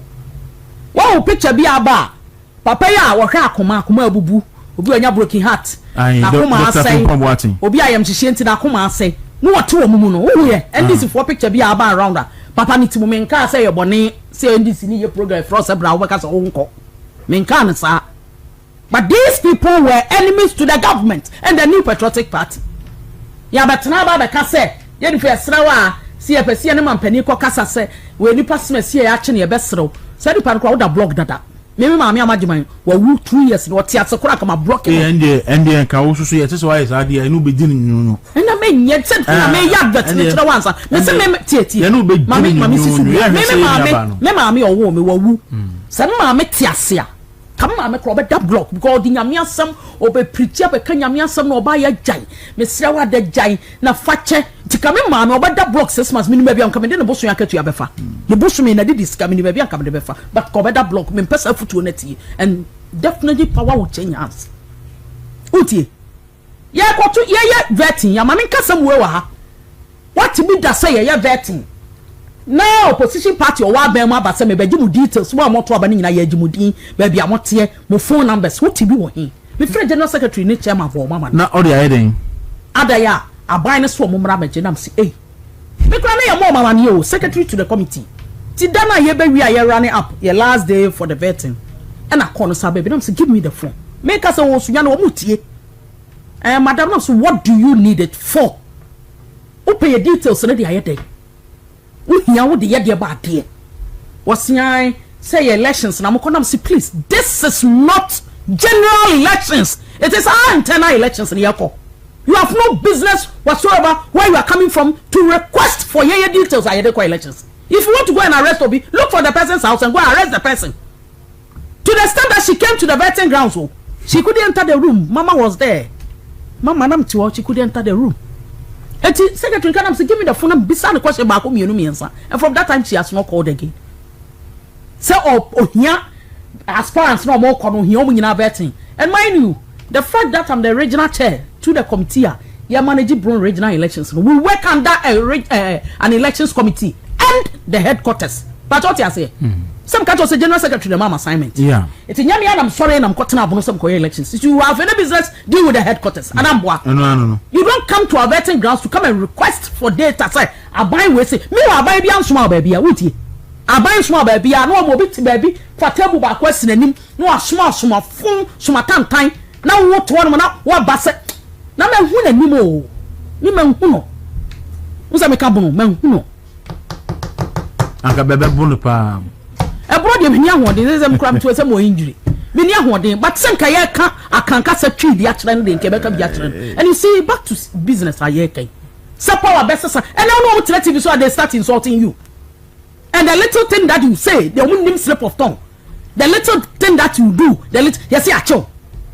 Doom so is back near to Yakotu. As someone making so to so nearby a family, he me to a contract, Ben, I'm saying, Pacho. Board Ben and I'm that so. Baby, when you be. And why you lucky? What one will be the bro for one fro? Hey, you are not stop the job, I'm killing you. So why you do mama party about power? Who could be to up on a say a couple of phone? Just come, mamma, me as and be and judge mammy. So I'm kill you. Maybe some say we fear, or say we feel. Sad bro for food, never come. Yatiasi, who the bro for say you are not stop the job, I'm kill you. Nam say, hey, Obro phone sanya or original so. Obro phone yet. Who could dear Obro phone sanya? And you see, you can't hear the baby Chomune, a cabinet yesterday. You're not why you're not money. Me piefly fear, say I'm a friend and my friend man make it to our waka. Nam dim hojan as a meconoma ma, men yamenqua, motisi a chimia, me call ye juma some me party. Munim said you me communication for. See a chimia your time, and to make since our power sign a death threat starting say ba me so. Miss Rano Pebe ma make it to the crown wa breme. Miss Mama me cool in case one cause all pressure to me yes now but who by any basa be drew for frame what be films mama be fi answer na kuma to and sakran with me didi. That is the life some of us we are living in Ghana here. Then when power changes hands are NPP near me akota shefugu one shane size so sheka kraka shem se Paris suit no come and penny so akwa pacho. Wo be ties NPP ni. So any part of business do the business with the person. Do not involve the whole party and the government. But whole party need the whole government. So if you say, "O mo aba mu jiji o musika bidi, o jiji di bibidi, o na wo ya na yonko, obi na o se no some money ade command na ema na yonko o NDC." E ko ye chiri o na ne parliament ko kasa no mfi. Mo de MPP nkwa na mba power. Mo na me ya ha abofo. Ya na me ne ko school, me ne na bompa ye bomu. Sami awukonyo ne mampani ne ko Assemblies of God. Wo munya Assemblies of God members. Me me Baptist ni Shalom. Wo munya Assemblies of God members. Ye jeli untumi no, ya ka say mampani ne honorable Sami awuku na Sami ka som penachi no. Wontie. Obi ahu ahi o nam sa kam no wa yanya. Yanya bia ne nam. Se ye de ya no pe no mo taye. We am ka o maso mo ka o maso mo recorder no mo record. Wo mo chi nkrofo na o mo ka bie wo mu no asem na me ka kire wo nim ama ka kire wo ne ya start ya no maso recorder na da ho say ya kese na no bepa uti nyaminti ya no so be pa ya so bo nyansa na nyansa fo mo himie no ne to mo nim no mo nyamin so da nti ya no mpada Iwunya share flyer no obi abaye passing comment bi na ase anim o mo nim ye so anim we been in this game for 28 years enya no da they know us we also know them and power is transient and they ebeka na no manya minor parties ni bi ne buafu ate ne ho free party no o maka bom o ba ni page rig tenase a ni NDC fo kekeke wo kasa ne he ni asofun ye dia pass ama we no mo to kekeke no mo sere asamre ne na yedika so na we uti asamre ne na yedika so na me nua ne na me nua ne Jennifer na so mfi me pa cho o me dia ba ba mu no ani diem wo bra me nkrata so wo padwuma o se me hwe wachi scholarship bebrebe anyankopon adom private ones be neta moa ayetibi ya de bo adi pa ye hwe wachi because me I believe in this principle say me fearful ni di ya mentimi ma bonte so for me fan kodi o na msa me nya baatan ma me bia no aduane wie no ama fearful ani amen wo mu wi ansa wakora ho de aka no tie wakora ho de ama bonte so obi apon kasa me nipa boni ni I don't care utie ma bonte so ma fearful ami ansa na bonte so fo adi no ye mfefeni mu asante fo e kasa bia so ye mfeni mu wo ye hwehwani mu wo ye mambofo. Let's all fear the crowd me upon fear. And we are not going to tolerate that again come 2029. I am telling you this. What do you want to no sack up one no say power na dey yet na so fear watwe. Constitution na even na kire say e was so tena so 8 years. 4 years after 4 years, Ghana 4 will make an assessment on your government. What apart from say I do a time, no mutia to free opposition party ho. Mo mo digina so ma yen crop for crab no man kwan kwoto. Sa 2 million say 2.1 na ye lose yen. Yen crop for kwoto aba. Kado de court ni nyine ko gina. Anaboa. Yes. Yen nyine ko gina court. Yes. If that can be winning election is straightforward. And I know Papa na odi yasam odi 2012 asam na wasn't one governor na no ne TTV so who how I know treating no. Ona ne kasa is a piece of shit. Nene kasa ma pa kokra no you di asam no 2012 no nene kasa left right center say omo you know say the comrade against the cadets which is none of our business am fear ho ye de man so no ye ba akopɛ ye ni titimu wo ba bia yem fa sini nko etibra me no asam na aba na ya homete but you see my yen hye party for no ba bia dura ye nkran hye ena de se kasa ye num asam bon CSOs ho ahwani ye dodo na agege appointment ye kasa ko obi ampese obetie asofo akoma no apado because omu suro se ba bedi wo matam ebi nso agi bibia so mafunum aha ahemfo kra de o masam a mobo che obi a wo wiase se kire se obi na no pe bedi natam atroni ahemfo no mebo o maba so pa me kwa me kwakoche o in fact me ko ho kra me ko ba ya to ba so nwam okay me ko ho me ko didi na me firi ho a me de tia me na chi a me eno ne wo hefa no on se sunwam o ko Kenya se kwan na okay GV so na asufu kwan ba bia Space FM wo okay yeah sunyana da so le da we friend sunyana ene wo atroni e wo soro ho wo left choba na wo left no so wo kwa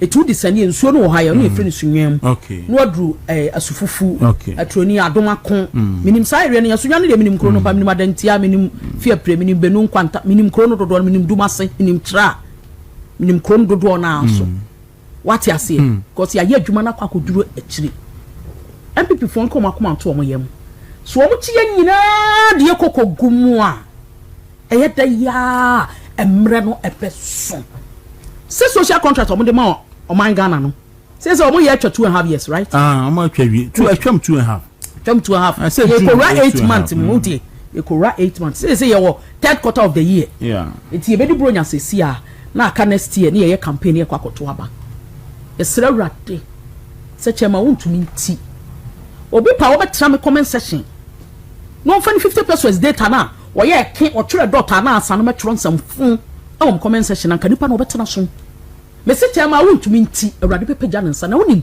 he made an emotional statement ye de ne kono o se work hard to bring the party back to power ye de ne koto mu kora o yeah na wo nipa kan sam we amubu akoma na okita stone heart okita wicked heart utie it is all the auto na so MPP ni ya cheche ma huntimi atum etu bosa bose woni ni to ayi duku fita na bo for boti to handkerchief fufuo cha white kwa so dem so obedi dance ya she awrade ani monyam say ya de chema huntimi akotum na mra besesa mena si mra bedane eti aban we de omo ye bia no woni ma me mfa futuo we kakra mo si ya de etu opposition e na omo ye omo masaka mboa omo ye omo neema omo sachira wiem because omo wo ho omo de di aban say yo say untimi nya accountability so who say bibi kura akoso ba bi na nya me say prior to 2016 elections na Ghana de who bibi atimi ka aban na ye papa otimi correct no be na de dum say is back ya ba chew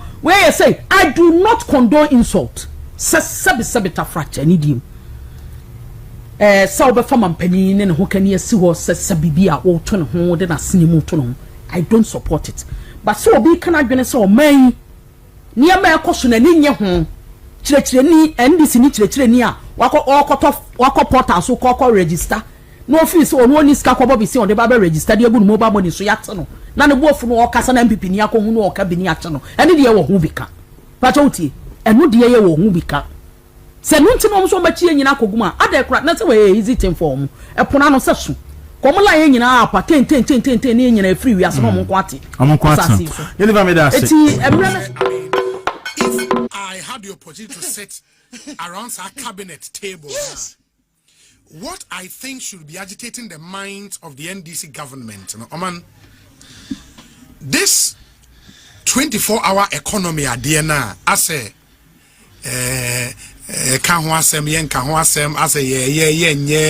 I mean, I think for a promiser, a defining the 2024 election, if there is one promise, a defining election and how the election went, it was 24-hour economy. I don't know, Minya camera be a book cabinet when I'm after the kind of conversation that costs because this agenda 133 at the end. Job 3 a year, one job, three people, no, 3 shifts. Yeah, 3 shifts. In what it means, they say, Anka say, JM buy and say, when Katia Jume be ampa, a Jume wohoda dano, say Jume wohoda dano, Efanipa 100. With this promise, there was a sale Juma na afi Efanipa 300. That is what the 133 means. It's a serious issue. And I think around cabinet, every day on Beko cabinet meeting, no, that thing should be at the core of everything they discuss. Because unemployment is a major issue in this country. It is not getting any better. And Agenda 133 was sold as that panacea to the unemployment problem. If I were the president and the cabinet ministers now, everything they need to do to make sure that promise will be realized. And so far, 18, almost 19 months, I think we've not seen that urgency. Because Unim said the whole of the mid-year budget review statement, 24-hour economy was not mentioned. I mean, the point has been made, say, 99-page document, no, ready on the floor, no, and yet the whole thing. But in the big document, Beko Parliament for debates, no, almost 24-hour, but it still doesn't cut it for me. This was the major campaign promise. Obi, let's be blunt here. The major campaign promise. The implementation of the 24-hour economy. Yes. Obi, it's not an easy task, and it's not within this time frame. No, yes, it will be difficult to achieve. That is why. That is how government has. It was made. That is why government. Of 4 years. That is why government is seeking refuge for 24-hour market completely. Now, minister, the 24-hour market send you count. That is it. But who told you that? It was not part of the main. Does it have a relationship with the 24-hour service? Yes. How so? Of course. Now, Minister can say, your man can't just say, we are suggesting to the sector minister, local government, yes, that it will be in our interest, listen, where specific areas be one, you have a pilot too, because they are coming across as Agenda 111, where our president spoke that it don't make sense to do all of them at a go. So 261 markets, 24-hour markets, and now M1 said, now sector minister if the innovation, but maybe papa. 1986 or 87 or 89 atonso go market na nkola addition be a chire nkola there na hospital na police station na marketing. So it is no innovation. It's man encourage and look at man from account 24. Number 2, and that's why I wonder why anyone would think building a market now the school come or the bank come you can say new man be come in and the come and non quite 24 hours. It is no innovation. It is no innovation. So our suggestion, if you remember the last time, specific on certain areas. Already those areas are booming. For instance, the society say oko kojina bantama. Eja dem de biada. Ubejina usua. Eja dem de biada 24 hours. And other areas so contact radia. Ubenya baby barely 24 hours. So if that is the case, Krana, then let's pilot it and see. And concentrate on the main core of the 24-hour economy project, where it is 133. Because the market thing is not going to cut it. I don't see how, a 24-hour market will deal with the problem of unemployment comprehensively. I don't see how. Because the point is that, if it were to be so, we have existing market in areas very busy. Say Kaneshi market or Kaneshi market is one of the market. Kaneshi market so do Amanfo was tossed woman there. It will be easy to then let's pilot 24-hour economy market by Juma. Let Kaneshi market run 24 hours first. If you run Kaneshi market 24 hours, that's a year Juma. Then you say this thing can work. But no. Nipa wo Kaneshi nipa bebrego Amanfo te ho established market dada.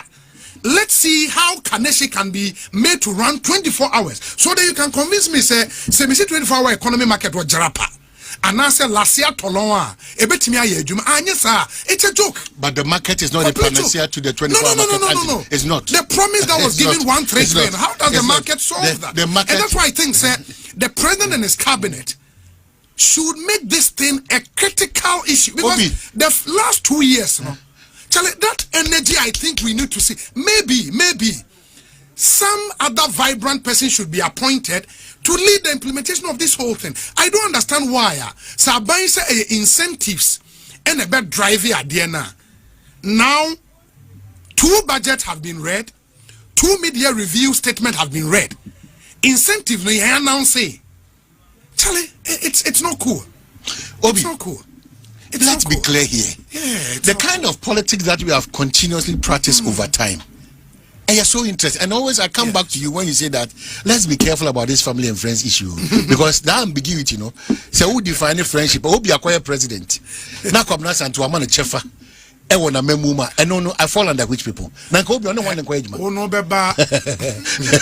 I fall under which category? The beba family. No, so that make count. Yeah, so we've used that term loosely. So that's the challenge. But I guess friends, okay, so Obiama family and friend. Maybe the focus is on the friends and not is on the family and not the friends. But friends, there, that's how we know time phone. Yes, what we need. Mr. Debia dynamic a certain privilege conversation. When you be paying appointment, I know for be on 90 for almost 13 years. Or fun say a year ni paying back according to the people were questioning all over in the news at the right time you watch it. Michelle na me busa but why did you do say come na it is out to pa na se wakonya appointment na se obi akonya appointment now you see the family a very sensitive position we are privy to all the documents and all whatever now between me and the obi and now obi name one of the picking more so the person duly qualifies 100%. That term there you so that is why I keep reminding politicians, especially about was Mr. Mufri baby and a mobile. Baby, na mufri buy no. And your mom was switching and when you're careful. We remember one district, one village, one dam, one district, one factory. We remember your commentary about it. Remember your commentary about Agenda 111. We remember how you join hands with us in telling us straight that these government policies and initiatives we very much remember the issues you raised about corruption. Very much remember. We remember, we stood with you. We fought this present administration. The previous administration. We fought them, we joined hands. We remember all the efforts that we put in place. Illegal mining, Crossag 4, CSOs 4, all those people put together. The noise, not just the noise, a very serious noise that was suffocating all of us. That we should do something about these traits. The CSOs, the clergy, our chiefs and our imams. We remember when we all were one in the fight against certain illegalities happening in this country. Why? We remember when people were intimidated, Manas Azuri. Minipa wa a power from a boy Cassiette to me friends Nana Buama. We remember. We sat here, we condemned. We remember when Radio Gold and other stations were closed down. You joined hands with us, vehemently protested against those things. Why? What has changed that today when we remind you of these things that you told us in opposition and now you have power now our masubi abamu. Osabi na me asa kan wasa ide ubetichi me asa intimidate me. Koso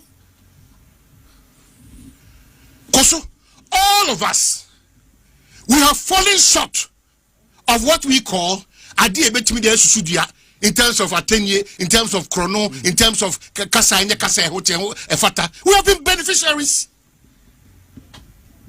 We continue to be beneficiaries. I am on a break. Now I'm brought to a table where we can decide that enough, because as we speak, Yati NPP na NPP before the American and then NDC for Kazan Amoko Akwe, and 20 Bona, now one of them. NDC NDC, I don't know what they are up to, the two political parties, especially the government in power. I mean, don't person much. I know more from one. That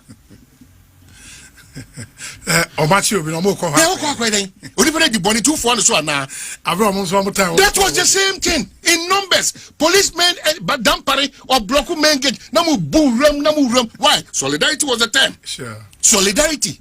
And we is now saying, say, you have a strategy to cut these things off. Then this only any rational human being, be you NPP, NDC, overcost our line. No, this only. Yeah. See, any beneficiaries of what they do are this only. And let the law take it. Let the law take its course. Because say covenants and say okodi man penyatem, mikodi Justin Kodiatem. Now your power me when as a party ni bia ma hono be. Next time the person talking about talk within the confines. San NDC be, San NPP be, San me present and Miss May. Now for the year building decency near back crack. By any way, attitude is going to get worse. In terms of speech, my friend saying, who can say, Utimi Kasa, no one in Breshasi. The late John Kuma. Yeah. I was at Hot FM, Kubusa Hopes in Adoye. Kubusa, men kai openya to a hoy moons in Sambia, the late Kai. That was when Imranti exuberance never hot Trabusa Freda Banyo. They were a squad. Usu Bempa, Kobi Fiagbe. Hopes in Adoye, the late John Kuma, they were a certain squad. Abu Ramadan, a certain squad. Kofi 1, 2, 3. Go and check. So soon increase. Who said that will be a clean? Why the kawa? One that NDC for Benedad or Mono. Now, NPP for Ben, I'm saying, ABC, Danana. I'm saying. Let's stop this hypocritical attitude we put to that when we are in government, as if say at the end of the day, I will be in their practice. You are a beneficiary. You are a beneficiary. Asempa F. Other than the one who feels you are handing the accord to know the will be in your pedias and Remukono, any Pamuja be anywhere. What do you mean? You want to explain yourself? I also have an explanation. Every institution in this country has been bastardized, has been tainted politically. So when you take decisions now as an independent institution, what they say is that in a way, because that is what has been with us time immemorial. Don't party take a decision. Now this is for a busy that. Where I know say Obusma could say when only by not your own idiots. So what do you want us to do now? Obi na say dem your honey NDC for nation before she bombs obi or the nyansa didi na comfort dey nidi chukuru na wakoni nyame sho na woni mu no and comfort dem tokwa ni ateni nidi ana o man you so ba habi there be you see Ministry of Transport say NDC for nkwa na mra no. We've got it to a point where people take it personal that they can't believe why they will see Omahini talking to an NDC minister. They don't have a problem. They have a big problem with that. What do you mean? What country are you building? You're interested in a foreigner engaging our minister than me. I'm engaged. What do you mean? What do you mean? Because of what do you mean? What do you mean? No, what do you mean? We've all resorted to maligning, blackmailing, setting people up, misreporting, misinforming. That is our resort.